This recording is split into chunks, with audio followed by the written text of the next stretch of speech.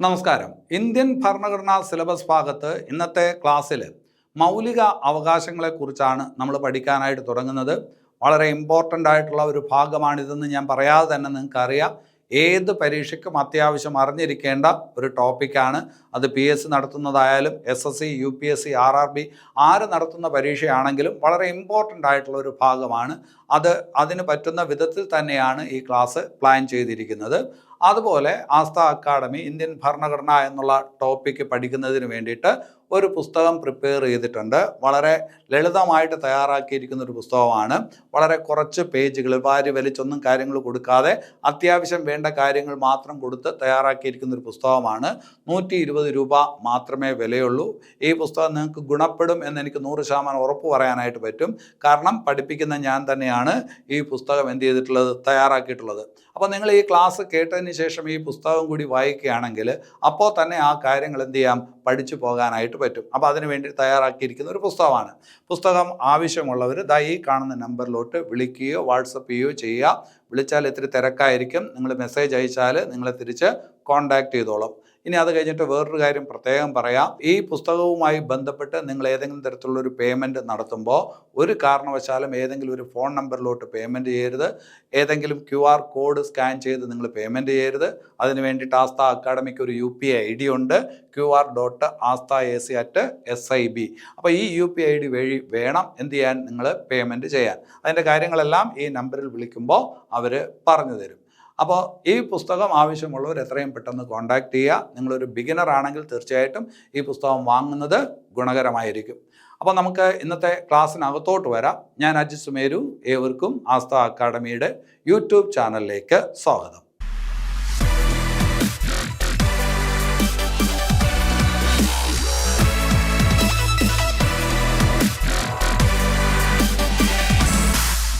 ശരി, അപ്പോൾ നമ്മൾ ഇന്നത്തെ ക്ലാസ്സിൽ മൗലിക അവകാശങ്ങളെക്കുറിച്ചാണ് പഠിക്കാനായിട്ട് തുടങ്ങുന്നത്. അത് പഠിക്കാൻ തുടങ്ങുമ്പോൾ ആമുഖമായിട്ട് മൗലിക അവകാശങ്ങളുമായി ബന്ധപ്പെട്ട ചില കാര്യങ്ങൾ നമ്മൾ മനസ്സിലാക്കേണ്ടതായിട്ടുണ്ട്. പ്രസ്താവന രീതിയിലുള്ള ചോദ്യങ്ങൾക്കൊക്കെ കൃത്യമായിട്ട് ഉത്തരം നൽകണമെങ്കിൽ അങ്ങനെയുള്ള ചില കാര്യങ്ങൾ നിങ്ങൾ അറിഞ്ഞേ പറ്റൂ. അതുകൊണ്ട് ആ കാര്യങ്ങളിൽ നിന്ന് നമുക്ക് ക്ലാസ് തുടങ്ങാം. ശരി, അതിൽ ആദ്യത്തെ ഒരു പോയിൻ്റാണ് മൗലിക അവകാശങ്ങളുടെ ശില്പി. മൗലിക അവകാശങ്ങളുടെ ശില്പി എന്നറിയപ്പെടുന്നത് ആരെന്ന് ചോദിച്ചാൽ നിങ്ങൾക്കറിയാം. ആരാണ്? സർദാർ വല്ലഭായ് പട്ടേലാണ്, അല്ലേ? ഭരണഘടനാ നിർമ്മാണ സമിതിയിൽ fundamental rights and minority committee എന്ന് പറഞ്ഞിട്ടൊരു കമ്മിറ്റി ഉണ്ടായിരുന്നു. ആ കമ്മിറ്റിയുടെ അധ്യക്ഷനായിരുന്നു ആര്? സർദാർ വല്ലഭായ് പട്ടേൽ. അദ്ദേഹത്തെ നമ്മൾ മൗലിക അവകാശങ്ങളുടെ ശില്പി എന്ന് വിളിക്കും. ഇനി അത് കഴിഞ്ഞിട്ട് മൗലിക അവകാശങ്ങളെക്കുറിച്ച് പറയുമ്പോൾ ഇന്ത്യൻ ഭരണഘടനയിലെ മാഗ്ന കാർട്ട എന്നറിയപ്പെടുന്നത് എന്താണ് എന്ന് ചോദിച്ചാൽ ഇന്ത്യൻ ഭരണഘടനയിലെ മാഗ്ന കാർട്ട എന്നറിയപ്പെടുന്നത് മൗലിക അവകാശങ്ങളാണ്. ഇന്ത്യൻ ഭരണഘടനയിലെ മാഗ്ന കാർട്ട. അതുപോലെ നമ്മൾ പറയും ഇന്ത്യൻ ഭരണഘടനയിൽ ബിൽ ഓഫ് റൈറ്റ്സ് എന്നറിയപ്പെടുന്നത്, അല്ലെങ്കിൽ ഇന്ത്യയിൽ ബിൽ ഓഫ് റൈറ്റ്സ് എന്നറിയപ്പെടുന്നത് എന്ത് എന്ന് ചോദിച്ചാൽ അതും മൗലിക അവകാശങ്ങളാണ്. നമുക്കറിയാവുന്ന കാര്യമാണ്, മൗലിക അവകാശങ്ങൾ കടം കൊണ്ടിരിക്കുന്നത് USA-യിൽ നിന്നാണ്, അല്ലേ? മൗലിക അവകാശങ്ങൾ കടം കൊണ്ടിരിക്കുന്നത് USA-യിൽ നിന്നാണ്. USA-യിൽ മൗലിക അവകാശങ്ങൾ എന്നല്ല പറയുക, അവിടെ പറയുന്നത് എന്താണ്? ബിൽ ഓഫ് റൈറ്റ്സ് എന്നാണ്. മൗലിക അവകാശങ്ങൾ അവിടെ അറിയപ്പെടുന്നത് ബിൽ ഓഫ് റൈറ്റ്സ് എന്നാണ്. അപ്പോൾ ഇന്ത്യയിൽ ബിൽ ഓഫ് റൈറ്റ്സ് എന്നറിയപ്പെടുന്നത് എന്താണ് എന്ന് ചോദിച്ചാൽ അത് മൗലിക അവകാശങ്ങളാണ്. അതുപോലെ പരീക്ഷയ്ക്ക് ഒരിക്കൽ ചോദിച്ച ചോദ്യമാണ് ഇന്ത്യൻ ഭരണഘടനയിലെ കോർണർ സ്റ്റോൺ അല്ലെങ്കിൽ മൂലക്കല്ല്. ഇന്ത്യൻ ഭരണഘടനയിലെ മൂലക്കല്ല് അല്ലെങ്കിൽ കോർണർ സ്റ്റോൺ എന്ന് അറിയപ്പെടുന്നത് എന്താണ് എന്ന് ചോദിച്ചാൽ അതും മൗലിക അവകാശങ്ങളാണ്. ഇന്ത്യൻ ഭരണഘടനയിലെ കോർണർ സ്റ്റോൺ അല്ലെങ്കിൽ മൂലക്കല്ല് അല്ലെങ്കിൽ ആണിക്കല്ല് എന്നൊക്കെ അറിയപ്പെടുന്നത് എന്താണെന്ന് ചോദിച്ചാൽ അതും എന്താണ്? മൗലിക അവകാശങ്ങളാണ്. അപ്പോൾ അത്രയും കാര്യങ്ങൾ ആദ്യം പ്രാഥമികമായിട്ട് മനസ്സിലാക്കണം. ഇനി അത് കഴിഞ്ഞിട്ട് എന്താണ് മൗലിക അവകാശങ്ങൾ? നമുക്ക് ഈ രാജ്യത്ത് ഭരണഘടനാ പ്രകാരം ഒരുപാട് അവകാശങ്ങളുണ്ട്. ആ അവകാശങ്ങളിൽ ഏറ്റവും മൗലികമായതും ഭരണഘടന ഉറപ്പ് നൽകുന്നതുമായിട്ടുള്ള അവകാശങ്ങൾ, ഭരണഘടനാപരമായിട്ട് നമ്മുടെ രാജ്യത്ത് ഏറ്റവും ഉറപ്പ് നൽകുന്ന, പൗരന് ഉറപ്പ് നൽകുന്ന അവകാശങ്ങൾ, ആ അവകാശങ്ങളെയാണ് എന്തെന്ന് പറയുന്നത്? മൗലിക അവകാശങ്ങൾ, അല്ലേ? മനുഷ്യൻ എന്തായാലും അടിസ്ഥാനപരമായിട്ടുള്ള ചില അവകാശങ്ങളുണ്ട്. അങ്ങനെയുള്ള അവകാശങ്ങളിൽ രാജ്യം അല്ലെങ്കിൽ ഭരണഘടന എന്താണ് ഉറപ്പ് നൽകുന്ന, ഒരു പൗരന് ഉറപ്പ് നൽകുന്ന അവകാശങ്ങൾ. ആ അവകാശങ്ങളാണ് ഏത്? മൗലിക അവകാശങ്ങൾ, ഏറ്റവും മൗലികമായിട്ടുള്ള അവകാശങ്ങൾ. അപ്പോൾ ആ മൗലിക അവകാശങ്ങളെക്കുറിച്ച് ഭരണഘടനയിൽ പറയുന്നത് ഏത് ഭാഗത്താണ് എന്ന് ചോദിച്ചാൽ ഭാഗം 3-ലാണ്. മൗലിക അവകാശങ്ങളെക്കുറിച്ച് പ്രതിപാദിക്കുന്ന ഭരണഘടനാ ഭാഗം ഏതാണ്? ഭാഗം 3-ആണ് അല്ലേ? നമ്മൾ നേരത്തെ പൗരത്വം പറഞ്ഞിരുന്നു. പൗരത്വത്തെക്കുറിച്ച് പ്രതിപാദിക്കുന്ന ഭരണഘടനാ ഭാഗം 2-ആണ്. ഭാഗം 2-ൽ 5 മുതൽ 11 വരെ വകുപ്പുകളിൽ എന്തിനെക്കുറിച്ചാണ് പറയുന്നത്? പൗരത്വത്തെക്കുറിച്ചാണ് പറയുന്നത്. അതേസമയം ഭാഗം 3-ൽ 12 മുതൽ 35 വരെ വകുപ്പുകളിൽ പ്രതിപാദിക്കുന്ന എന്തെന്ന് ചോദിച്ചാൽ മൗലിക അവകാശമാണ്. അപ്പോൾ മൗലിക അവകാശങ്ങളെക്കുറിച്ച് പ്രതിപാദിക്കുന്ന ഭാഗമാണ് ഭാഗം 3. അവിടെ 12 മുതൽ 35 വകുപ്പുകളാണുള്ളത്. നമ്മൾ നേരത്തെ പറഞ്ഞതാണ് മൗലിക അവകാശങ്ങൾക്ക് കടപ്പാട് ഏത് രാജ്യത്തോടാണ്? USA അല്ലെ? ഇന്ത്യൻ ഭരണഘടനാ നിർമ്മാതാക്കൾ മൗലിക അവകാശം എന്നുള്ള ആശയം കടം കൊണ്ടിരിക്കുന്നത് US ഭരണഘടനയിൽ നിന്നാണ്. നമ്മൾ നേരത്തെ പഠിച്ചിട്ടുണ്ട്.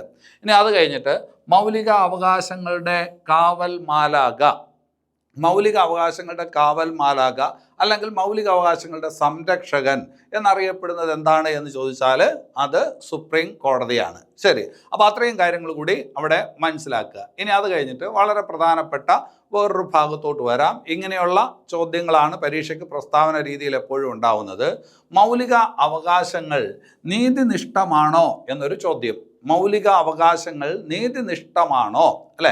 നീതിനിഷ്ഠമാണോ എന്നുള്ളത് ജസ്റ്റിസിബിൾ ആണോ, ഇംഗ്ലീഷിൽ പറയുമ്പോൾ ജസ്റ്റിസിബിൾ ആണോ എന്നുള്ളതാണ്. എന്താണ് നീതിനിഷ്ഠം അഥവാ ജസ്റ്റിസിബിൾ എന്നതുകൊണ്ട് ഉദ്ദേശിക്കുന്നത്?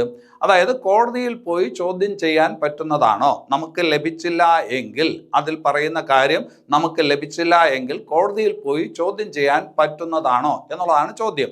ഉറപ്പായിട്ടും മൗലിക അവകാശങ്ങൾ നീതിനിഷ്ഠമാണ്, ജസ്റ്റിസിബിൾ ആണ്. അതായത് നമുക്ക് ലഭിച്ചില്ല എങ്കിൽ കോടതി വഴി നമുക്ക് സ്ഥാപിച്ചെടുക്കാൻ കഴിയുന്നതാണ് ഏത്? മൗലിക അവകാശങ്ങൾ. അപ്പോൾ ആ ചോദ്യത്തിൻ്റെ ഉത്തരം എന്താണ്? മൗലികാവകാശം നീതിനിഷ്ഠമാണോ എന്ന് ചോദിച്ചാൽ തീർച്ചയായിട്ടും മൗലിക അവകാശങ്ങൾ എന്താണ്? നീതിനിഷ്ഠമാണ്. ഇതുപോലെ വേറെ ചില കാര്യങ്ങൾ നമ്മൾ നേരത്തെ പഠിച്ചിരുന്നു. ആമുഖം പഠിച്ചപ്പോൾ ആമുഖം നീതിനിഷ്ഠമാണോ, ആമുഖം ജസ്റ്റിസിബിൾ ആണോ അല്ലെ? അതിനകത്ത് കുറേ കാര്യങ്ങൾ ഉറപ്പ് തരുന്നുണ്ടല്ലോ. ആമുഖം നീതിനിഷ്ഠമാണോ എന്ന് ചോദിച്ചാൽ ആമുഖം നീതിനിഷ്ഠമല്ല, ആമുഖം ജസ്റ്റിസിബിൾ അല്ല, അത് നോൺ ജസ്റ്റിസിബിൾ ആണ്. ഭരണഘടനയുടെ ആമുഖം നോൺ ജസ്റ്റിസിബിൾ ആണ്. ഇതുപോലെ വേറൊരു കാര്യം പരീക്ഷയ്ക്ക് ചോദിക്കും. മൗലിക കടമകൾ നീതിനിഷ്ഠമാണോ, മൗലിക കടമകൾ ജസ്റ്റിസിബിൾ ആണോ എന്ന് ചോദിച്ചാൽ മൗലിക കടമകളും ജസ്റ്റിസിബിൾ അല്ല, അത് നോൺ ജസ്റ്റിസിബിൾ ആണ്. അതുപോലെ പരീക്ഷയ്ക്ക് ചോദിക്കുന്ന മറ്റൊരു ചോദ്യമാണ് മാർഗനിർദ്ദേശക തത്വങ്ങൾ. ഭരണഘടനയിൽ ഭാഗം 4-ൽ അടുത്ത് നമ്മൾ പഠിക്കുന്ന അതാണ്. ഭരണഘടനയിൽ ഭാഗം 4-ൽ എന്തുണ്ട്? മാർഗനിർദ്ദേശക തത്വങ്ങൾ എന്ന് പറയുന്ന ഒരു ഭാഗമുണ്ട്, directive principles of state policy. ആ മാർഗനിർദ്ദേശക തത്വങ്ങൾ എന്ന് പറയുന്നത് നീതിനിഷ്ഠമാണോ എന്ന് ചോദിച്ചാൽ അതും അല്ല. അപ്പോൾ ഭരണഘടനയിൽ നീതിനിഷ്ഠമായിട്ടുള്ള ഒന്നാണ് മൗലിക അവകാശങ്ങൾ. മൗലിക അവകാശങ്ങൾ ജസ്റ്റിസിബിൾ ആണ്. പക്ഷേ ഭരണഘടനയുടെ ആമുഖം ജസ്റ്റിസിബിൾ ആയിട്ടുള്ള ഭാഗമല്ല. അതുപോലെ തന്നെ എന്താണ്? മൗലിക കടമകൾ ജസ്റ്റിസിബിൾ അല്ല. അതുപോലെ ഡയറക്റ്റീവ് പ്രിൻസിപ്പിൾസും എന്തല്ല? ജസ്റ്റിസിബിൾ അല്ല. അതിൽ പലതും എഴുതി വെച്ചിട്ടുണ്ട്. അതുകൊണ്ട് നിങ്ങൾ ഈ പറഞ്ഞ കോടതിയിൽ ചെന്നാൽ അത് ചിലപ്പോൾ നിങ്ങൾക്ക് കിട്ടണം എന്ന് ഇല്ല. അപ്പോൾ അതുപോലെയല്ല ഏത്? മൗലികാവകാശങ്ങൾ. മൗലികാവകാശങ്ങൾ ഒരു പൗരന് ഭരണഘടനാപരമായിട്ട് ഉറപ്പാക്കിയിട്ടുള്ള അവകാശങ്ങളാണ്. അപ്പോൾ അതെന്ത് ചെയ്തേ പറ്റൂ? കിട്ടിയേ പറ്റൂ. അപ്പോൾ അത് കിട്ടിയില്ലെങ്കിൽ കോടതിയിൽ ചോദ്യം ചെയ്യാനായിട്ട് പറ്റും. അപ്പോൾ മൗലിക അവകാശങ്ങൾ നീതിനിഷ്ഠമാണ്. അടുത്തൊരു ചോദ്യം എന്ന് പറയുന്നത് മൗലിക അവകാശങ്ങൾ അബ്സല്യൂട്ടാണോ? ഫണ്ടമെൻ്റൽ റൈറ്റ്സ് എന്ന് പറയുമ്പോൾ അത് അബ്സല്യൂട്ടാണോ, സമ്പൂർണ്ണമാണോ, അത് പെർമനൻ്റ് ആണോ, സ്ഥിരമാണോ? മൗലിക അവകാശങ്ങൾ സമ്പൂർണ്ണമാണോ, സ്ഥിരമാണോ എന്നൊരു ചോദ്യം. ആ ഒരു ചോദ്യത്തിന് അല്ല എന്നുള്ളതാണ് ഉത്തരം. മൗലികാവകാശങ്ങൾ ഒരിക്കലും അബ്സല്യൂട്ട് അല്ല, അത് പെർമനൻറ്റും അല്ല. ഇപ്പോൾ നമ്മൾ മൗലിക അവകാശങ്ങൾ നമുക്ക് കിട്ടണം. പക്ഷെ നമ്മളിപ്പോൾ അനുഭവിച്ചു കൊണ്ടിരിക്കുന്ന മൗലിക അവകാശങ്ങളിൽ ചില സമയത്ത് സ്റ്റേറ്റിന് കാര്യമായിട്ടുള്ള നിയന്ത്രണങ്ങൾ ഏർപ്പെടുത്താനായിട്ട് പറ്റും. സ്റ്റേറ്റിന് ഏതെങ്കിലുമൊക്കെ ഒരു സാഹചര്യത്തിൽ അതിനകത്ത് നിയന്ത്രണം ഏർപ്പെടുത്താനായിട്ട് പറ്റും. ഇപ്പോൾ അടിയന്തരാവസ്ഥ പ്രഖ്യാപിക്കുന്ന സമയത്ത് നമ്മളിപ്പോൾ ആസ്വദിച്ചുകൊണ്ടിരിക്കുന്ന മൗലിക അവകാശങ്ങൾ അതുപോലെ ആസ്വദിക്കാനായിട്ട് പറ്റുമോ? ഇല്ല. ആ സമയത്ത് അതിനകത്ത് റീസണബിൾ ആയിട്ടുള്ള റെസ്ട്രിക്ഷൻസ്, റെഗുലേഷൻസ് ഒക്കെ കൊണ്ടുവരാനായിട്ട് സ്റ്റേറ്റിന് പറ്റും. അപ്പോൾ മൗലിക അവകാശങ്ങൾ ഒരിക്കലും അബ്സല്യൂട്ട് അല്ല, അത് പെർമനൻറ്റും അല്ല. പെർമനൻ്റ് അല്ല എന്ന് പറയാനുള്ള ഒരു കാരണം, നമുക്ക് നേരത്തെ സ്വത്തവകാശം എന്ന് പറയുന്ന മൗലിക അവകാശം ഉണ്ടായിരുന്നു. ഇപ്പോൾ സ്വത്തവകാശം എന്ന് പറയുന്ന മൗലികാവകാശം ഉണ്ടോ? ഇല്ല, അത് നീക്കം ചെയ്തു. അപ്പോൾ മൗലികാവകാശങ്ങൾ എന്തല്ല? അബ്സല്യൂട്ടുമല്ല, അതെന്തുമല്ല? പെർമനൻറ്റുമല്ല എന്നൊരു കാര്യം മനസ്സിലാക്കി വയ്ക്കണം. അപ്പോൾ മൗലികാവകാശങ്ങൾ ജസ്റ്റിസബിൾ ആണ്, പക്ഷേ മൗലികാവകാശങ്ങൾ അബ്സല്യൂട്ടോ പെർമനൻറ്റോ അല്ല. ഇനി അത് കഴിഞ്ഞിട്ട് മൗലികാവകാശങ്ങളുടെ കാര്യം പറയുമ്പോൾ വേറൊരു കാര്യം മനസ്സിലാക്കണം. മൗലികാവകാശം നെഗറ്റീവ് റൈറ്റ്സ് ആണോ പോസിറ്റീവ് റൈറ്റ്സ് ആണോ? മൗലിക അവകാശങ്ങൾ എന്ന് പറയുമ്പോൾ അത് നെഗറ്റീവ് റൈറ്റ്സ് ആണോ പോസിറ്റീവ് റൈറ്റ്സ് ആണോ എന്നുള്ളതാണ് ചോദ്യം. അപ്പോൾ അവിടെ നമ്മുടെ ഉത്തരം എന്ന് പറയുന്നത് മൗലിക അവകാശങ്ങളിൽ ചിലത് നെഗറ്റീവ് റൈറ്റ്സ് ആണ്, ചിലത് പോസിറ്റീവ് റൈറ്റ്സ് ആണ്. അതായത് ചിലത് നിഷേധ സ്വഭാവമുള്ള അവകാശങ്ങളാണ്, ചിലത് അനുകൂലാത്മക സ്വഭാവമുള്ള അവകാശങ്ങളാണ്. അപ്പോൾ നമ്മൾ അതിന് പറയുന്നതാണ് നെഗറ്റീവ് റൈറ്റ്സ്. നെഗറ്റീവ് റൈറ്റ്സ് എന്ന് പറഞ്ഞാൽ നിഷേധ സ്വഭാവമുള്ള അവകാശങ്ങൾ. പോസിറ്റീവ് റൈറ്റ്സ് എന്ന് പറഞ്ഞാൽ അനുകൂലാത്മകമായിട്ടുള്ള അവകാശങ്ങൾ. അല്ലേ? എനിക്ക് മനസ്സിലായി. നിങ്ങൾക്ക് ഈ കാര്യം എന്താണെന്ന് വ്യക്തമായിട്ട് മനസ്സിലാവുന്നില്ല. തൽക്കാലം ഇത് കേൾക്കുക, ഞാൻ അത് വിശദീകരിക്കാം. അപ്പോൾ മൗലിക അവകാശം നെഗറ്റീവ് റൈറ്റ്സ് ആണോ പോസിറ്റീവ് റൈറ്റ്സ് ആണോ എന്ന് ചോദിച്ചാൽ മൗലിക അവകാശങ്ങളിൽ ചിലത് നെഗറ്റീവ് റൈറ്റ്സ് ആണ്, ചിലത് എന്താണ്? പോസിറ്റീവായിട്ടുള്ള റൈറ്റ്സ് ആണ്. പക്ഷേ മൗലിക അവകാശങ്ങൾ പൊതുവിൽ എങ്ങനെയുള്ളതാണ് എന്ന് ചോദിച്ചാൽ അത് നെഗറ്റീവ് റൈറ്റ്സ് ആണ്. മൗലികാവകാശങ്ങൾ പൊതുവിൽ അല്ലെങ്കിൽ മൗലികാവകാശങ്ങളിൽ കൂടുതലും എങ്ങനെയുള്ളതാണ് എന്ന് ചോദിച്ചാൽ നെഗറ്റീവ് റൈറ്റ്സ് ആണ്. അപ്പോൾ മനസ്സിലാക്കേണ്ട ഒരു പോയിന്റാണ്, മൗലികാവകാശങ്ങളിൽ ചിലത് നെഗറ്റീവ് റൈറ്റ്സ് ആണ്, മൗലികാവകാശങ്ങളിൽ ചിലത് പോസിറ്റീവ് റൈറ്റ്സ് ആണ്. പക്ഷേ മൗലികാവകാശങ്ങളിൽ കൂടുതലും ഏതാണ്? അത് നെഗറ്റീവ് റൈറ്റ്സ് ആണ്. അല്ലേ? അപ്പം നിങ്ങൾക്ക് നെഗറ്റീവ് റൈറ്റ്സ് മനസ്സിലായിട്ടില്ല. ഞാൻ ചില ഉദാഹരണങ്ങൾ പറയാം. ഒരു നെഗറ്റീവ് റൈറ്റ്സിന് ഒരു ഉദാഹരണം പറയാം. ആർട്ടിക്കിൾ 14, നമ്മളത് പിന്നീട് പഠിക്കും. ഇപ്പോൾ ഒരു ഉദാഹരണത്തിന് വേണ്ടിയിട്ട് പറയുന്നതാണ്. ആർട്ടിക്കിൾ 14 പറയുന്നത് നിയമത്തിന് മുന്നിലുള്ള സമത്വം എന്നാണ്. ആർട്ടിക്കിൾ 14 പറയുന്നത് നിയമത്തിന് മുന്നിലുള്ള സമത്വം. അതുകൊണ്ട് ഉദ്ദേശിക്കുന്നത് എന്താണ്? സ്റ്റേറ്റ് ഇവിടുത്തെ പൗരന് നിയമത്തിന് മുന്നിലുള്ള സമത്വം നിഷേധിക്കാൻ പാടില്ല. സ്റ്റേറ്റ് നിയമത്തിന് മുന്നിലുള്ള സമത്വം നിഷേധിക്കാൻ പാടില്ല. അല്ലേ? അപ്പോൾ ഇവിടെ നൽകണം എന്നുള്ളതല്ല പറയുന്നത്, അത് ഓൾറെഡി അവൻ ഉള്ളതാണ്. അത് നിങ്ങൾ എന്ത് ചെയ്യാൻ പാടില്ല? നിഷേധിക്കാൻ പാടില്ല. അപ്പോൾ ആ നിഷേധിക്കാൻ പാടില്ല, അവൻ അത് നൽകാതിരിക്കാൻ പാടില്ല എന്ന് പറഞ്ഞത് ഏതാണ്? നെഗറ്റീവ് റൈറ്റ്സ് ആണ്. സ്റ്റേറ്റ് അത് ചെയ്യരുത്, സ്റ്റേറ്റ് ആ കാര്യം ചെയ്യരുത്. പൗരനുള്ള അവകാശമാണത്. അതൊരു കാരണവശാലും നിങ്ങൾ എന്ത് ചെയ്യരുത്? നിഷേധിക്കരുത്. അല്ലേ? അപ്പോൾ നിയമത്തിന് മുന്നിലുള്ള സമത്വം ഈ രാജ്യത്ത് ഒരു പൗരനും നിങ്ങൾ നിഷേധിക്കാൻ പാടില്ല. അവിടെ പാടില്ല എന്നാണ് പറഞ്ഞത്. അപ്പോൾ അത് നെഗറ്റീവ് റൈറ്റ്സ് ആണ്. ആർട്ടിക്കിൾ 15 പറയുന്ന ഒരു കാര്യമുണ്ട്. ഇവിടെ ഒരു പൗരനും വിവേചനം അനുഭവപ്പെടാൻ പാടില്ല. ജാതിയുടെ അടിസ്ഥാനത്തിലോ മതത്തിൻ്റെ അടിസ്ഥാനത്തിലോ കുലത്തിൻ്റെ അടിസ്ഥാനത്തിലോ അവൻ ജനിച്ച സ്ഥലത്തിൻ്റെ അടിസ്ഥാനത്തിലോ അവൻ സംസാരിക്കുന്ന ഭാഷയുടെ അടിസ്ഥാനത്തിലോ സ്ത്രീ പുരുഷൻ എന്നുള്ള അടിസ്ഥാനത്തിലോ ഈ രാജ്യം, ഈ സ്റ്റേറ്റ് എന്ത് ചെയ്യരുത്? ഒരു പൗരനോടും വിവേചനം കാണിക്കരുത്. അല്ലേ?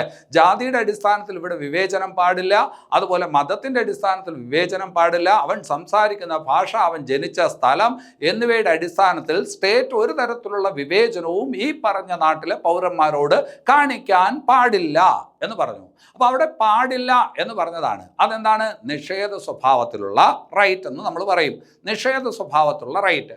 അതുപോലെ ആർട്ടിക്കിൾ 18, ആർട്ടിക്കിൾ 18 പറയുന്നത് സമത്വവുമായി ബന്ധപ്പെട്ട ഒരു കാര്യമാണ്. അതൊക്കെ നമുക്ക് വിശദമായിട്ട് പിന്നീട് പഠിക്കാം. ഇവിടെ ഇപ്പോൾ ഒരു ഉദാഹരണം പറഞ്ഞു എന്നുള്ളതേ ഉള്ളൂ. ആർട്ടിക്കിൾ 18 പറയുന്നത് എന്താണ്? സ്റ്റേറ്റ് പദവികൾ നൽകാൻ പാടില്ല.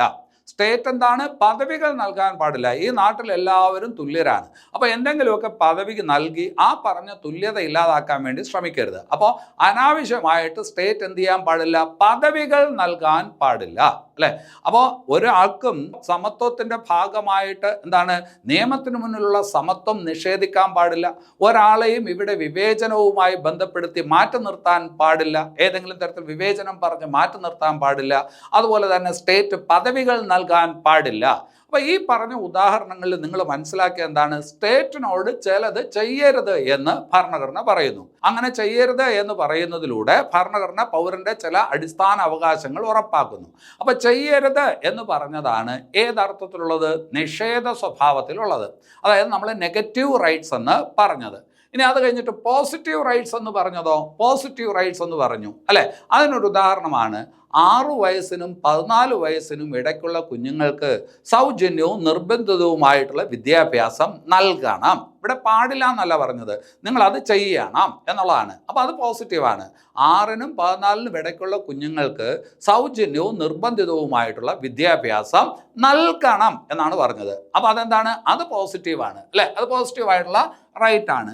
ഇനി അത് കഴിഞ്ഞിട്ട് ആർട്ടിക്കിൾ 25 മുതൽ 28 വരെയുള്ള വകുപ്പിൽ പറയുന്നത് എന്താണ്? മതസ്വാതന്ത്ര്യമാണ്. ഇവിടുത്തെ പൗരന്മാർക്ക് മതസ്വാതന്ത്ര്യം നൽകണം. മതസ്വാതന്ത്ര്യം നൽകണം അല്ലെ?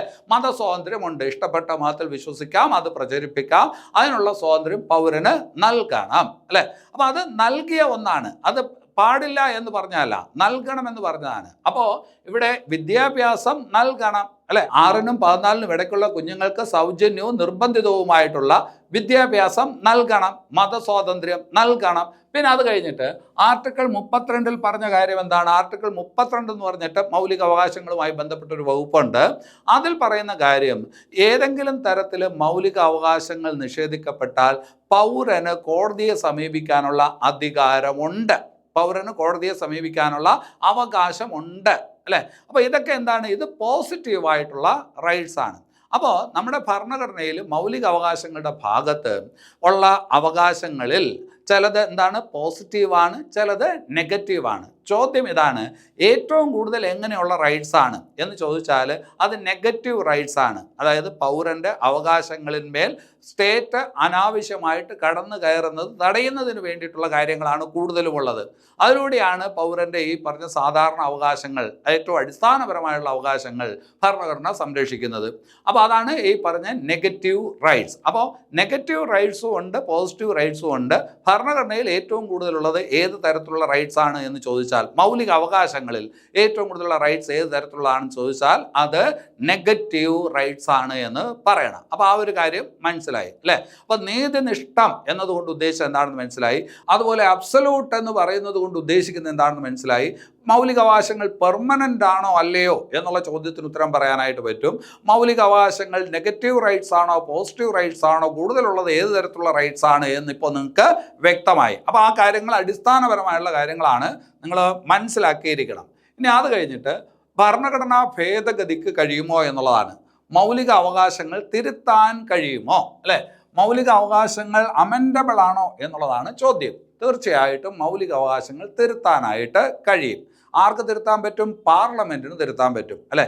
അപ്പോൾ എന്തായാലും ഭരണഘടനയെ എന്താണ് തിരുത്താനായിട്ട് സാധിക്കുന്ന ഒന്ന് തന്നെയാണ്. അത് ആർക്ക് തിരുത്താൻ കഴിയുമെന്ന് ചോദിച്ചാൽ ആരാണോ അതുണ്ടാക്കിയത് അവർക്ക് തിരുത്താനായിട്ട് കഴിയും. അപ്പോൾ അതുണ്ടാക്കിയത് ആരാണ്? പാർലമെൻറ്റാണ്. നിയമങ്ങൾ ഉണ്ടാക്കുന്നത് തീർച്ചയായിട്ടും പാർലമെൻറ്റാണ്. പഴയ ഭരണഘടനാ നിർമ്മാണ സമിതി എന്ന് പറയുമ്പോൾ പഴയ പാർലമെൻറ്റാണ്. അപ്പോൾ ആ പറഞ്ഞ പാർലമെൻറ്റിന്, ഉണ്ടാക്കിയ പാർലമെൻറ്റിനും അവകാശങ്ങൾ അല്ലെങ്കിൽ ഈ പറഞ്ഞ ഭരണഘടനയുമായി ബന്ധപ്പെട്ടിരിക്കുന്ന കാര്യങ്ങളിൽ എന്ത് ചെയ്യാൻ പറ്റും? തിരുത്താനായിട്ട് പറ്റും. അപ്പോൾ ആ തിരുത്തുന്നതിനെയാണ് നമ്മൾ ഭേദഗതി എന്ന് പറയുന്നത്. അപ്പോൾ മൗലിക അവകാശങ്ങൾ തിരുത്താൻ കഴിയുമോ എന്നുള്ളതാണ് ചോദ്യം. തീർച്ചയായിട്ടും കഴിയും എന്നുള്ളതാണ് ഉത്തരം. അവിടെ വേറൊരു കാര്യത്തിലോട്ട് നമുക്ക് വരണം. നമ്മുടെ ഭരണഘടന തിരുത്താൻ സാധിക്കും. ആർക്ക് തിരുത്താൻ സാധിക്കും? പാർലമെൻറ്റിന് തിരുത്താൻ സാധിക്കും. അങ്ങനെ പറയുന്ന ഒരു ഭരണഘടനാ വകുപ്പുണ്ട്, വകുപ്പ് 368. ഭരണഘടന അമെൻമെൻറ്റിന് വിധേയമാണ്. ആർക്ക് ഈ പറഞ്ഞ അമെൻമെൻറ്റ് ചെയ്യാനായിട്ട് പറ്റും? ആർക്ക് തിരുത്താനായിട്ട് പറ്റും? പാർലമെൻറ്റിന് തിരുത്താനായിട്ട് പറ്റും. അപ്പോൾ ഭരണഘടനയിൽ 368 വകുപ്പിൽ പറയുന്ന കാര്യമാണ്, ഭരണഘടനയിൽ പറഞ്ഞിരിക്കുന്ന കാര്യങ്ങൾ തിരുത്ത് വരുത്തുന്നതിനുള്ള അധികാരം പാർലമെൻറ്റിനുണ്ട് എന്ന് പറയുന്ന ആർട്ടിക്കിളാണ് ആർട്ടിക്കിൾ 368. അങ്ങനെ ഇരിക്കുമ്പോഴാണ് 1967 ഒരു കേസ് വരുന്നത്. ആ കേസാണ് ഗോലഖ്നാഥ് കേസ്. വളരെ പ്രസിദ്ധമായിട്ടുള്ള ഒരു കേസാണ്, സുപ്രീം കോടതിയിൽ നടന്ന കേസാണ്. 1967 നടന്ന കേസാണ് ഗോലഖ്നാഥ് കേസ്. ആ ഗോലഖ്നാഥ് കേസിൽ സുപ്രീം കോടതി വിധി പറഞ്ഞപ്പോൾ അതിനകത്തൊരു കാര്യം പ്രത്യേകം എടുത്തു പറഞ്ഞു. എന്താണ്? 368 വകുപ്പ് അനുസരിച്ച് ഭരണഘടന തിരുത്താൻ പാർലമെൻറ്റിന് അധികാരമുണ്ട്, പക്ഷേ മൗലിക അവകാശങ്ങൾ തിരുത്താൻ പാർലമെൻറ്റിന് അധികാരമില്ല എന്നൊരു പൊട്ടത്തരം ആര് പറഞ്ഞു? സുപ്രീം കോടതി 1967 പറഞ്ഞു അല്ലേ? അപ്പോൾ ഭരണഘടനാ പ്രകാരം 368 വകുപ്പ് പ്രകാരം പാർലമെൻറ്റിന് എന്താണ്? ഭരണഘടനയിൽ തിരുത്തു വരുത്താനായിട്ട് കഴിയും. പക്ഷേ മൗലിക അവകാശങ്ങളിൽ തിരുത്തു വരുത്താൻ കഴിയില്ല എന്ന് 1967 ഗോലഖ്നാഥ് കേസ് എന്ന് പറയുന്ന കേസിൽ സുപ്രീം കോടതി പറഞ്ഞു. അപ്പോൾ അങ്ങനെ വന്നപ്പോൾ പാർലമെന്റ് അതിനെ അതിജീവിക്കാൻ വേണ്ടി സുപ്രീം കോടതിയുടെ വിധിയെ അതിജീവിക്കുന്നതിന് വേണ്ടിയിട്ട് ഒരു ഭരണഘടനാ ഭേദഗതി ഉണ്ടാക്കി. ഒരു ഭരണഘടനാ ഭേദഗതി എന്ത് ചെയ്തു? പാസ്സാക്കി. അതാണ് 24ാമത് ഭരണഘടനാ ഭേദഗതി. 1971 ഇന്ദിരാഗാന്ധി പ്രധാനമന്ത്രിയായിരിക്കുന്ന സമയം 1971 24ാം ഭരണഘടനാ ഭേദഗതി പാർലമെന്റ് പാസ്സാക്കി. അതിൽ പറയുന്ന കാര്യം എന്താണ്? ഭരണഘടന തിരുത്താം, പാർലമെന്റിന് ഭരണഘടന തിരുത്താം, മൗലിക അവകാശങ്ങൾ ഉൾപ്പെടെ എല്ലാം തിരുത്താനുള്ള അധികാരം പാർലമെന്റിനുണ്ട് എന്ന് ആര് തിരുത്തി? പാർലമെന്റ് തിരുത്തി. ഭരണഘടനാ ഭേദഗതിയിലൂടെ ഭരണഘടന തിരുത്തി. അപ്പോൾ ഗോലഖ്നാഥ് കേസിൽ പറഞ്ഞ കാര്യമാണ് മൗലിക അവകാശങ്ങൾ തിരുത്താൻ പാർലമെന്റിന് അധികാരമില്ല എന്ന് പറഞ്ഞു. അതിനെ അതിജീവിക്കുന്നതിന് വേണ്ടിയിട്ട് 1971 ഇന്ത്യൻ പാർലമെന്റ് ഒരു ഭേദഗതി പാസാക്കി. അതാണ് 24ാമത് ഭേദഗതി. ആ 24ാമത് ഭേദഗതി പറയുന്ന കാര്യം എന്താണ്? 368ാം വകുപ്പ് പ്രകാരം പാർലമെന്റിന് മൗലിക അവകാശങ്ങൾ ഉൾപ്പെടെ എല്ലാം തിരുത്താനുള്ള അധികാരമുണ്ട് എന്ന് പറഞ്ഞു. ഏതിലാണ്? 24ാം ഭേദഗതി. കാലം കുറച്ചുകൂടി മുമ്പോട്ട് പോയി. 1973 വളരെ പ്രസിദ്ധമായിട്ടുള്ള മറ്റൊരു കേസ് എവിടെ വന്നു? സുപ്രീം കോടതിയിൽ വന്നു. അതാണ് കേശവാനന്ദ ഭാരതി കേസ്. കേശവാനന്ദ ഭാരതി കേസ് എന്ന് പറയുന്ന ഒരു കേസ് സുപ്രീം കോടതിയിലെത്തി. ആ കേസിൽ സുപ്രീം കോടതി ഒരു വിധി പുറപ്പെടുവിച്ചു. ആ സമയത്ത് മറ്റൊരു സംശയം ഉണ്ടായിരുന്നു. ശരി, ഇപ്പോൾ ഭരണഘടനയിലെ 368ാം വകുപ്പ് അനുസരിച്ച് മൗലിക അവകാശങ്ങൾ ഉൾപ്പെടെയുള്ളതെല്ലാം തിരുത്താൻ പാർലമെന്റിന് അധികാരമുണ്ട്. പക്ഷേ ആമുഖം തിരുത്താൻ കഴിയുമോ എന്നുള്ള കാര്യത്തിൽ വീണ്ടും സംശയമായിരുന്നു. ആ സംശയം കൂടി തീർത്ത വിധിയാണ് 1973 കേശവാനന്ദ ഭാരതി കേസ്. കേശവാനന്ദ ഭാരതി കേസിൽ സുപ്രീം കോടതി പറഞ്ഞത് നമ്മൾ നേരത്തെയും പഠിച്ചിട്ടുണ്ട്. എന്താണ്? 368ാം വകുപ്പ് പ്രകാരം നമ്മുടെ പാർലമെന്റിന് ഭരണഘടനയിലെ ഏത് ഭാഗത്തും, മാമുഖ ഉൾപ്പെടെ ഏത് ഭാഗത്തും എന്ത് വരുത്താൻ പറ്റും? ഭേദഗതി വരുത്താനായിട്ട് പറ്റും, തിരുത്തൽ വരുത്താനായിട്ട് പറ്റും. പക്ഷെ ഒരു കാര്യം പ്രത്യേകം ശ്രദ്ധിക്കണം, ഭരണഘടനയുടെ അടിസ്ഥാന സ്വഭാവത്തിൽ അല്ലെങ്കിൽ ഭരണഘടനയുടെ ബേസിക് സ്ട്രക്ചറിൽ മാറ്റം വരുത്താൻ സാധിക്കുകയില്ല. ഭരണഘടനയുടെ ബേസിക് സ്ട്രക്ചറിൽ മാറ്റം വരുത്തിക്കൊണ്ടുള്ള ഒരു തിരുത്ത് പറ്റത്തില്ല. അല്ലാതെ ഈ പറഞ്ഞ 368ാം വകുപ്പ് പ്രകാരം ഭരണഘടനയുടെ ഏത് ഭാഗത്തും എന്തും തിരുത്തുന്നതിനുള്ള അധികാരം ആർക്കുണ്ട്? പാർലമെന്റിനുണ്ട് എന്ന് വ്യക്തമാക്കിയ കേസാണ് കേശവാനന്ദ ഭാരതി കേസ്.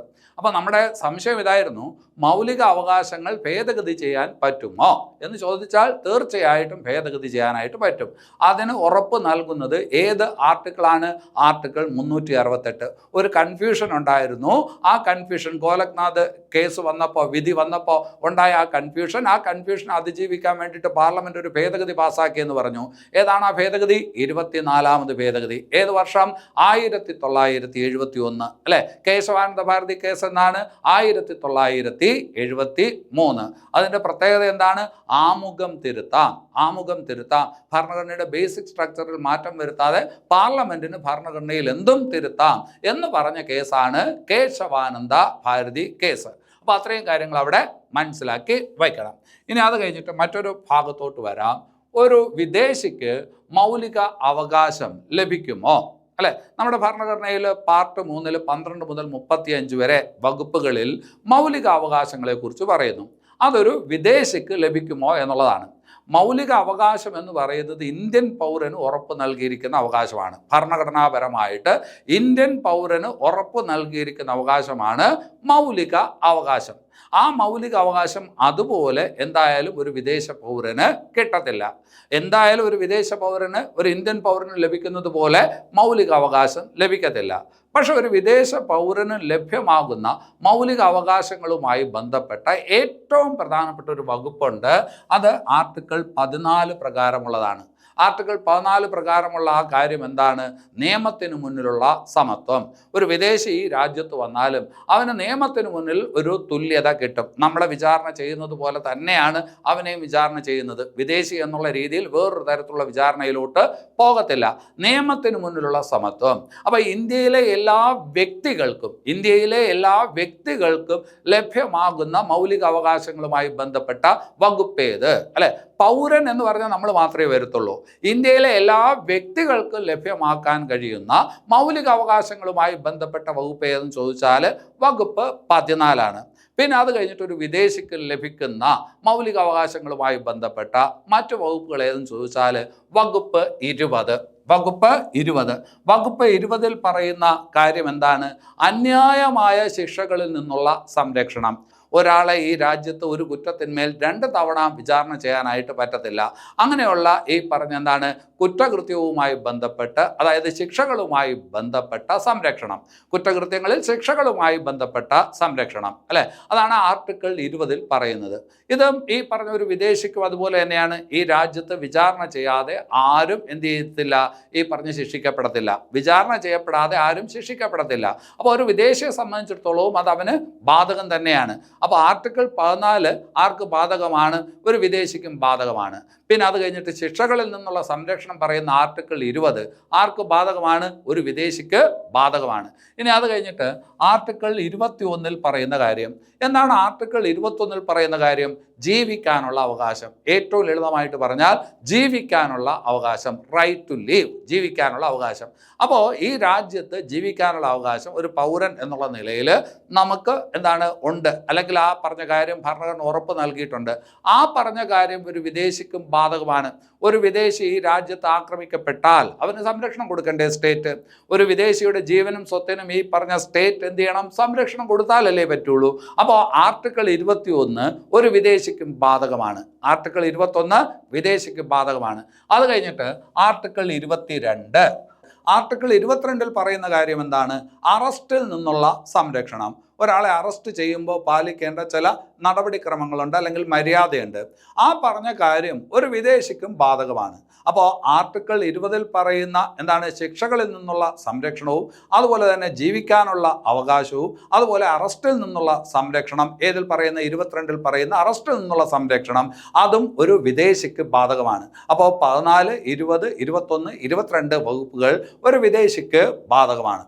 അതുപോലെയാണ് മതസ്വാതന്ത്ര്യവുമായി ബന്ധപ്പെട്ട വകുപ്പുകൾ. ഒരു വിദേശി ഈ രാജ്യത്ത് വരുമ്പോൾ അവൻ്റെ ആചാരാനുഷ്ഠാനങ്ങൾക്കനുസരിച്ച് അവന് മതസ്വാതന്ത്ര്യം തീർച്ചയായിട്ടും ഈ രാജ്യത്ത് ഉണ്ട്. അപ്പോൾ ഈ വിദേശിക്ക് ലഭ്യമാകുന്ന മറ്റൊരു ഈ പറഞ്ഞ അവകാശമാണ് 25 മുതൽ 28 വരെ, അതായത് മതസ്വാതന്ത്ര്യവുമായി ബന്ധപ്പെട്ട അവകാശം.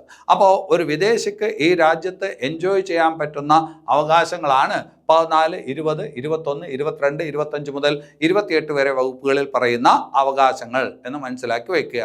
അപ്പോൾ മൗലികാവകാശങ്ങൾ എക്സ്ക്ലൂസീവായിട്ട് അത് ഇന്ത്യൻ പൗരന് മാത്രമുള്ളതാണ്. പക്ഷേ ഈ പറഞ്ഞ മൗലികാവകാശങ്ങളിൽ ചിലത് ആർക്കും കൂടി ലഭ്യമാകും? വിദേശിക്കും കൂടി ലഭ്യമാകും. അത് ഏതൊക്കെയെന്നാണ് പറഞ്ഞത്. ഇനി അത് കഴിഞ്ഞിട്ട് നമുക്ക് എത്ര മൗലിക അവകാശങ്ങൾ ഇന്നുണ്ട് എന്ന് ചോദിച്ചാൽ, ഇന്ന് നമുക്ക് 6 മൗലിക അവകാശങ്ങളേ ഉള്ളൂ. ഇന്ന് നമുക്ക് എത്ര മൗലിക അവകാശങ്ങളേ ഉള്ളൂ? 6 മൗലിക അവകാശങ്ങളേ ഉള്ളൂ. ഭരണഘടനയുടെ തുടക്കത്തിൽ, ഭരണഘടന നിലവിൽ വരുന്ന സമയത്ത് നമുക്ക് 7 മൗലിക അവകാശങ്ങളുണ്ടായിരുന്നു. ആ 7 മൗലിക അവകാശങ്ങളിൽ നിന്ന് നീക്കം ചെയ്ത മൗലിക അവകാശമാണ്, നിങ്ങൾക്കറിയാം, സ്വത്തവകാശം. നീക്കം ചെയ്ത മൗലിക അവകാശമാണ് ഏത്? സ്വത്തവകാശം അല്ലെ. ഇന്ന് സ്വത്തിന്മേൽ നമുക്ക് അവകാശമുണ്ടോ എന്ന് ചോദിച്ചാൽ തീർച്ചയായിട്ടും അവകാശമുണ്ട്. ഒരു 10 സെന്റ് സ്ഥലം നമുക്കുണ്ട് എങ്കിൽ ആ പറഞ്ഞ വസ്തുവിൽ നമുക്ക് അവകാശം തീർച്ചയായിട്ടും ഉണ്ട്. ആരും എന്താണ് കയ്യേറുന്ന ഒരു രീതി അവിടെ വരത്തില്ല. നമുക്ക് തീർച്ചയായിട്ടും ആ സ്വത്തിന്മേൽ അവകാശമുണ്ട് അല്ലെ. പക്ഷെ അത് മൗലിക അവകാശമല്ല. പിന്നെ എങ്ങനെയുള്ള അവകാശമാണ് എന്ന് ചോദിച്ചാൽ അത് എന്താണ്? കോൺസ്റ്റിറ്റ്യൂഷണൽ റൈറ്റ്സ് ആണ്, അല്ലെങ്കിൽ ലീഗൽ റൈറ്റ് ആണെന്ന് പറയും. കോൺസ്റ്റിറ്റ്യൂഷണൽ റൈറ്റ് ആണ്, അല്ലെങ്കിൽ ലീഗൽ റൈറ്റ്. കുറച്ചുകൂടി നല്ലത് കോൺസ്റ്റിറ്റ്യൂഷണൽ റൈറ്റ് എന്ന് പറയുന്നതാണ്. നിയമപരമായിട്ടുള്ള അവകാശം, ഭരണഘടനാപരമായിട്ടുള്ള അവകാശം. ഭരണഘടനയിൽ 300A എന്ന് പറയുന്നൊരു വകുപ്പുണ്ട്. 300A എന്ന് പറയുന്ന വകുപ്പ് നേരത്തെ മൗലികാവകാശങ്ങളുടെ ഭാഗത്തായിരുന്നു. അതിനെ നീക്കം ചെയ്ത് ഇപ്പോൾ വേറൊരു ഭാഗത്താണ് വച്ചിരിക്കുന്നത് 300A. ആ 300Aയിൽ പറയുന്നത് എന്താണ്? ഇപ്പോൾ സ്വത്തവകാശം എന്ന് പറയുന്നത് എങ്ങനെയുള്ള അവകാശമാണ്? കോൺസ്റ്റിറ്റ്യൂഷണൽ റൈറ്റ് ആണ്, അല്ലെങ്കിൽ ലീഗൽ റൈറ്റ് ആണ്. ലീഗൽ റൈറ്റ് ആണോ കോൺസ്റ്റിറ്റ്യൂഷണൽ റൈറ്റ് ആണോ എന്ന് ചോദിച്ചാൽ കുറച്ചുകൂടി നല്ല വാക്ക് കോൺസ്റ്റിറ്റ്യൂഷണൽ റൈറ്റ് എന്നുള്ളതാണ്. ഭരണഘടനാപരമായിട്ടുള്ള അവകാശം. ഭരണഘടനയിൽ 300Aയിൽ പറയുന്ന അവകാശം എന്താണ്? ഈ സ്വത്തവകാശത്തിൻ്റെ കാര്യമാണ്. അപ്പോൾ അത് കോൺസ്റ്റിറ്റ്യൂഷണൽ റൈറ്റ് ആണ്, അല്ലെങ്കിൽ ലീഗൽ റൈറ്റ് ആണ്. അപ്പോൾ സ്വത്തവകാശം ഇപ്പോൾ ഉണ്ടോ? ഇല്ല. സ്വത്തവകാശം എന്ത് ചെയ്തു? നീക്കം ചെയ്തു. ആര് നീക്കം ചെയ്തു? 1978 അന്ന് ഇന്ത്യയിൽ ഭരിച്ചുകൊണ്ടിരിക്കുന്ന ജനതാ ഗവൺമെൻറ്റാണ്. ജനതാ ഗവൺമെൻറ് ഭരിക്കുന്ന സമയത്ത് ജനതാ ഗവൺമെൻറ് എന്ത് ചെയ്തു? സ്വത്തവകാശം മൗലികാവകാശങ്ങളുടെ കൂട്ടത്തിൽ നിന്ന് നീക്കം ചെയ്തു.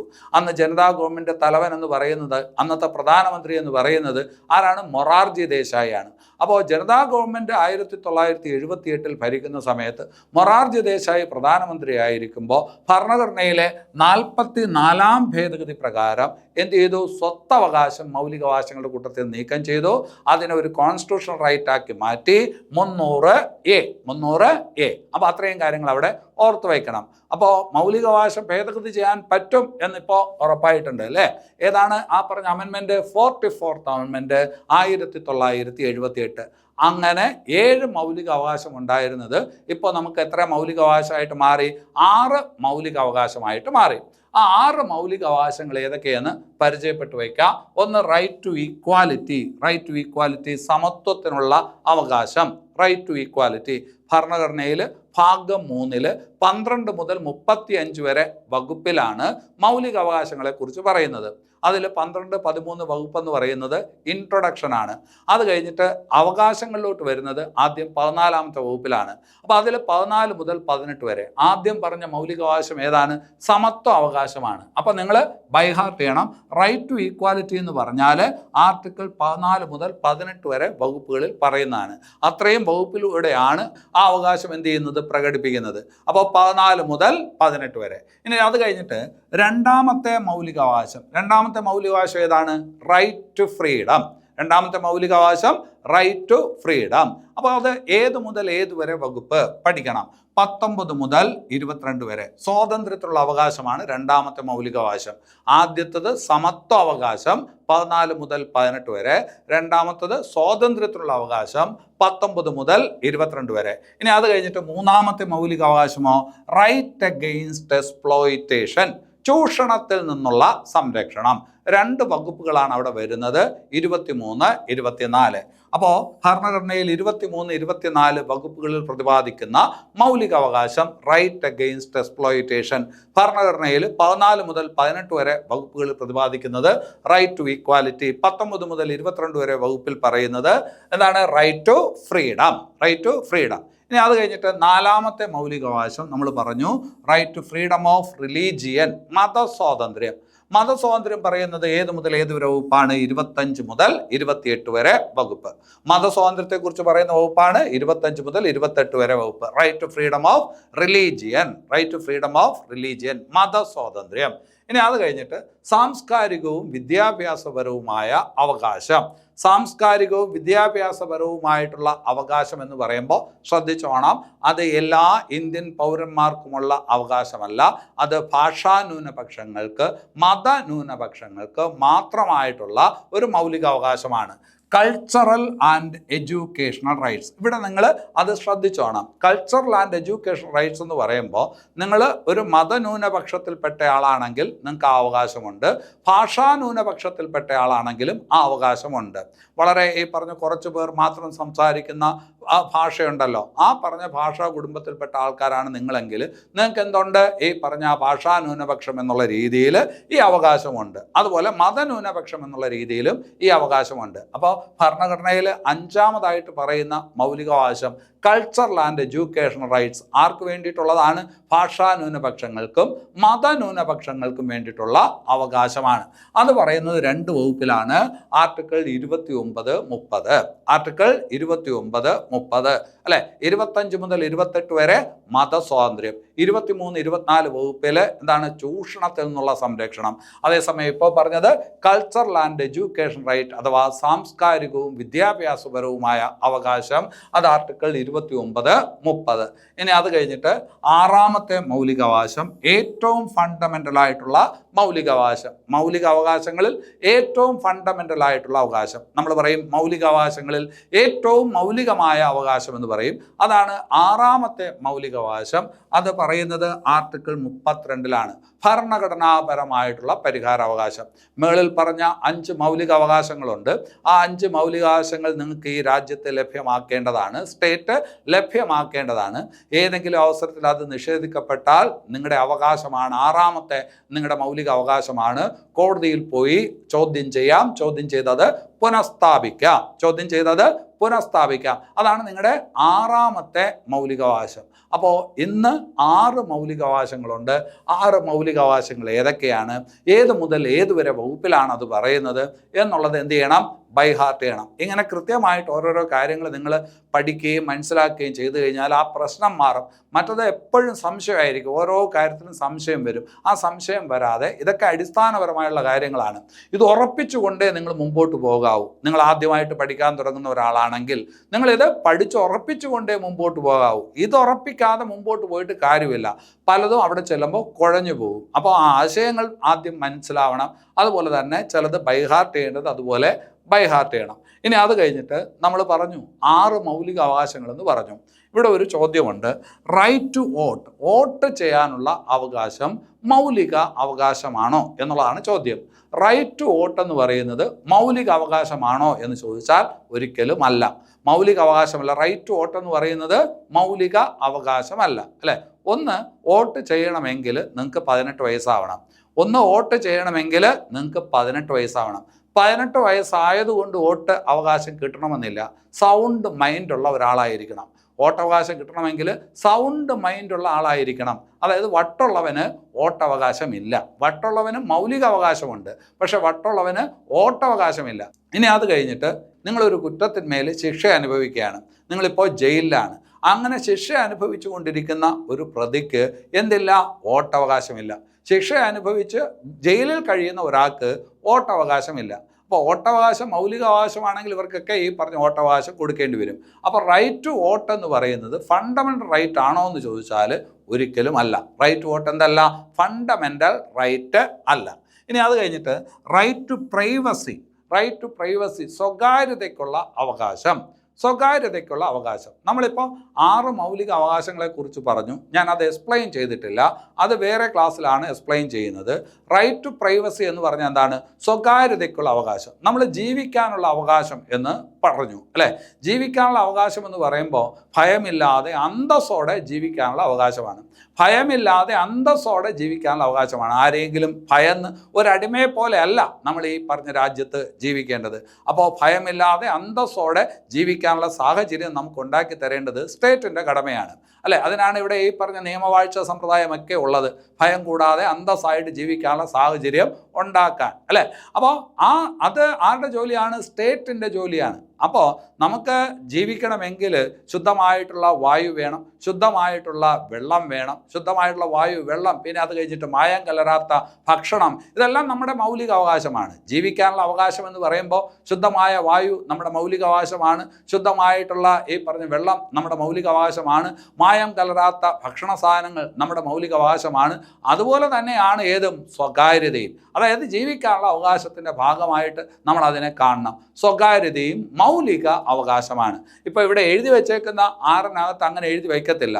പക്ഷെ ജീവിക്കാനുള്ള അവകാശം എന്ന് പറയുമ്പോൾ അതിനകത്ത് ഒരുപാട് കാര്യങ്ങളുണ്ട്, ഒരുപാട് ആഴമുണ്ട്, അതായത് ഒരുപാട് ആശയമുണ്ട് അതിനകത്ത്. ആ ആശയത്തിനനുസരിച്ച് നമ്മൾ കണ്ട കാര്യങ്ങൾ പറയണം. അപ്പോൾ സ്വകാര്യത എന്ന് പറയുന്നത് ഇപ്പോൾ ഈ പറഞ്ഞ കോടതി അംഗീകരിച്ചിരിക്കുന്ന ഒരു കാര്യമാണ്, സുപ്രീം കോടതി അംഗീകരിച്ച ഒരു കാര്യമാണ്. സ്വകാര്യത എന്താണ്? മൗലിക അവകാശമാണ്. അതുമായി ബന്ധപ്പെട്ട വളരെ പ്രസിദ്ധമായിട്ടുള്ള ഒരു കേസുണ്ട്, അത് വേറൊരു ക്ലാസ്സിനകത്ത് പറയാം. ശരി, ഇനി അത് കഴിഞ്ഞിട്ട് right to internet. Right to internet മൗലിക അവകാശമാണോ? റൈറ്റ് ടു ഇൻ്റർനെറ്റ് മൗലിക അവകാശമാണോ എന്ന് ചോദിച്ചാൽ ഡിജിറ്റൽ യുഗത്തിലാണ് നമ്മളിപ്പോൾ ജീവിക്കുന്നത്. ഡിജിറ്റൽ ട്രാൻസാക്ഷനാണ് ഇപ്പോൾ ഈ പറഞ്ഞ നാട്ടിൽ മൊത്തം നടക്കുന്നത്, അല്ലേ? അപ്പോൾ അതെല്ലാം ഈ പറഞ്ഞ എന്താണ്? നമ്മളിപ്പോൾ UPI വഴി അല്ലെങ്കിൽ GPay അങ്ങനെയുള്ള സംവിധാനങ്ങളാണ്. അപ്പോൾ ഡിജിറ്റൽ യുഗത്തിൽ ജീവിക്കുമ്പോൾ നമുക്ക് ഇൻ്റർനെറ്റ് ലഭ്യത വായു പോലെ, വെള്ളം പോലെ, ഭക്ഷണം പോലെ ആവശ്യമായിട്ടുള്ള കാര്യമാണ്. അതായത് ജീവിക്കാനുള്ള അവകാശത്തിൻ്റെ ഭാഗമായിട്ട് ശുദ്ധമായ വായു, മായം കലരാത്ത ഭക്ഷണം, അതുപോലെ ശുദ്ധമായ ജലം എന്നിവ കിട്ടുന്നത് പോലെ തന്നെ നമുക്ക് എന്തും കിട്ടണം, ഈ പറഞ്ഞ ഇൻ്റർനെറ്റും കിട്ടണം. അത് ജീവിക്കാനുള്ള അവകാശത്തിൻ്റെ ഭാഗമാണ്. അപ്പോൾ റൈറ്റ് ടു ഇൻ്റർനെറ്റ് എന്ന് പറയുന്നത് മൗലിക അവകാശമാണ്. റൈറ്റ് ടു പ്രൈവസി എന്ന് പറയുന്നത് മൗലിക അവകാശമാണ്.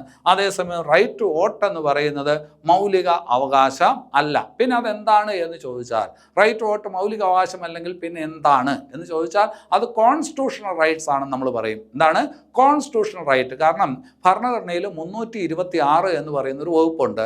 ഭരണഘടനയിൽ 326 എന്ന് പറയുന്ന വകുപ്പ് അവിടെ പറയുന്നത് എന്താണ്? ഈ പറഞ്ഞ അഡൾട്ട് ഫ്രാഞ്ചൈസിയെ കുറിച്ചാണ്, സാർവത്രിക വോട്ടവകാശത്തെക്കുറിച്ചാണ്. 18 വയസ്സ് തികഞ്ഞ ഒരാൾക്ക് വോട്ടവകാശം എന്ന് പറയുന്നത് ആർട്ടിക്കിൾ 326ലാണ്. അത് മൗലികാവകാശങ്ങളുടെ ഭാഗത്തല്ല, ഭരണഘടനയുടെ വേറൊരു ഭാഗത്താണ്. അപ്പോൾ നമ്മൾ പറയും എന്താണ്? അത് ഭരണഘടനാപരമായിട്ടുള്ള അവകാശം എന്ന് പറയും, കോൺസ്റ്റിറ്റ്യൂഷണൽ റൈറ്റ്സ് എന്ന് പറയും. സ്വത്തവകാശത്തിനെ നമ്മൾ അങ്ങനെ തന്നെയാണ് പറഞ്ഞത്, കോൺസ്റ്റിറ്റ്യൂഷണൽ റൈറ്റ്സ്. ഭരണഘടനയിൽ 300A അതിനെക്കുറിച്ച് പറയുന്നത്, ഏതിനെക്കുറിച്ച്? സ്വത്തവകാശത്തെക്കുറിച്ച് പറയുന്നത്. വോട്ടവകാശത്തെക്കുറിച്ച് ഭരണഘടനയിൽ 326 വകുപ്പിലാണ് പറയുന്നത്. അപ്പോൾ നമ്മൾ മൗലിക അവകാശത്തെക്കുറിച്ച് പഠിക്കാൻ തുടങ്ങാണ്. അപ്പോൾ പഠിക്കാൻ തുടങ്ങുമ്പോൾ ആദ്യം അറിയേണ്ട ഏറ്റവും പ്രധാനപ്പെട്ട കാര്യങ്ങൾ ചുരുക്കി പറഞ്ഞു എന്നുള്ളതേ ഉള്ളൂ. അപ്പോൾ ഈ കാര്യം നന്നായിട്ട് മനസ്സിലാക്കുക, നോട്ട് തരാം, നോട്ട് വായിച്ച് പഠിക്കുക. അപ്പോൾ ഇത് ക്ലാസ് കഴിഞ്ഞതിന് ശേഷം ഉടനെ നിങ്ങൾ നോട്ട് വായിച്ചു കഴിഞ്ഞാൽ ഇത് പെട്ടെന്ന് ഈ പറഞ്ഞ് എന്താവും? ബൈ ഹാർട്ടാവും. പിന്നീട് നിങ്ങൾക്ക് വേറൊരു അവസരത്തിൽ ഇത് പഠിക്കേണ്ട ആവശ്യം പോലും ഇല്ല. റിവിഷൻ തീർച്ചയായിട്ടും വേണം, എങ്കിലും ഈ പറഞ്ഞ് വീണ്ടും കുത്തിയിരുന്ന് ഒന്നേന്ന് പഠിക്കേണ്ട ഒരു കാര്യം ഇവിടെ വരത്തില്ല. പലപ്പോഴും സംഭവിക്കുന്ന അങ്ങനെയാണ്, ആൾക്കാർ നന്നായിട്ട് പഠിക്കും, കുറച്ചു കാലം കഴിയുമ്പോഴത്തേക്കും അതിനകത്തുള്ള ആശയങ്ങളൊന്നും വ്യക്തമാവാത്തത് കൊണ്ട് വീണ്ടും ഒന്നുകൂടി പഠിക്കേണ്ട ഒരു സാഹചര്യം ഉണ്ടാവുന്നുണ്ട്. അത് സമയനഷ്ടമാണ്. അപ്പോൾ അതൊക്കെ ഒഴിവാക്കി മുമ്പോട്ട് പോകണമെങ്കിൽ കൃത്യമായ രീതിയിൽ എന്ത് ചെയ്യണം? പഠനത്തെ ചിട്ടപ്പെടുത്തണം. ആ ഒരു രീതിയിലാണ് ഞാൻ നിങ്ങളടുത്ത് സംസാരിച്ചുകൊണ്ടിരിക്കുന്നത്. ഈ ക്ലാസ് നിങ്ങൾ കൃത്യമായിട്ട് ഫോളോ ചെയ്യുകയാണെങ്കിൽ ഈ വിഷയം ഒരു പ്രയാസമേ ആകത്തില്ല. അത് ഈ പറഞ്ഞ മുമ്പ് പഠിച്ച ആൾക്കാരുണ്ട്, അവരോട് അന്വേഷിച്ചാൽ നിങ്ങൾക്ക് മനസ്സിലാവും. അപ്പോൾ ഈ ക്ലാസ് ഇവിടെ അവസാനിക്കുകയാണ്. ഈ ക്ലാസ് നിങ്ങൾക്ക് ഇഷ്ടപ്പെട്ടുവെങ്കിൽ തീർച്ചയായിട്ടും ലൈക്ക് ചെയ്യണം, കമൻറ്റ് ചെയ്യണം, ഷെയർ ചെയ്യണം, പ്രോത്സാഹിപ്പിക്കണം. നിങ്ങളുടെ ഈ പ്രോത്സാഹനം ഉണ്ട് എങ്കിൽ മാത്രമേ ഈ ചാനലും ഈ ക്ലാസ്സും ഒക്കെ മുമ്പോട്ട് പോകൂ. അത് നിങ്ങൾ കൃത്യമായിട്ട് ചെയ്യുമെന്ന് പ്രതീക്ഷിച്ചുകൊണ്ട് നിർത്തുന്നു. എല്ലാവർക്കും നല്ലത് വരട്ടെ. നന്ദി.